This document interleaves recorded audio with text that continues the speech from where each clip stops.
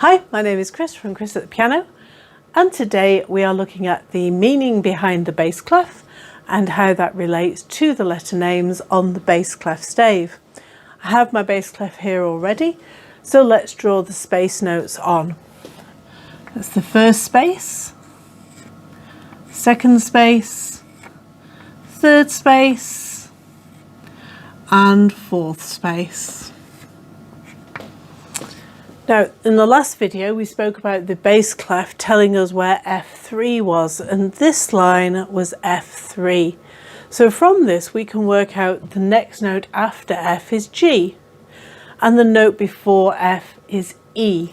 So let's put those down, G and E. We can carry on working letter names out by where the F3 is located, but to make it easy, we have a little rhyme. And the rhyme is all cows eat grass. So let's put that on.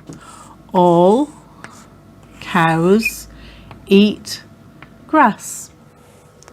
Now we've got certain pitches here to consider as well, and this is the A below the C, so this is A2, so it's low down on the stave.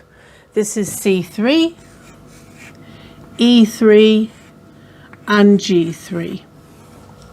There we go. Now on the worksheet that you can download from the website, the rhyme is detailed here. And if you want to have something else instead of all cows eating grass, you can write your own rhyme here.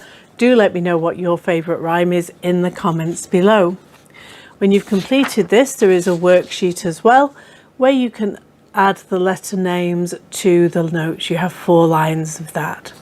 When you get down to these 2 lines at the bottom, you have to draw your own notes in as crotchets or quarter notes.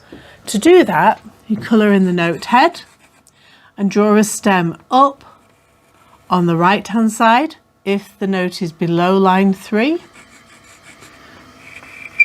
There we go. And if it's above line 3, you colour in the note and the stem goes down on the left hand side, like so, making sure that the stems are at right angles to the stave, that the note head is coloured in neatly, and that the stems are around about 4 lines long. Hope this has been helpful for you. These rhymes are great to help you get a hang of the notes, but do learn them using flashcards as well. You can get flashcards on your smartphone or on your tablet that you can download from App Store. There's also many different flashcard games online. You can print out flashcards from our website as well, which is musicacademyhub.com. There's also bingo games and there's dominoes games and all sorts of things.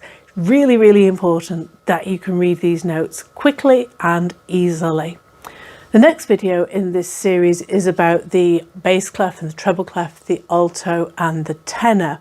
It's episode 5. Episode 6 is going to go into how to read the notes on the alto clef. I hope you join me for the next episodes. Thank you for watching this one, and if it has been of any help, please do like and subscribe. See you next time. Bye for now.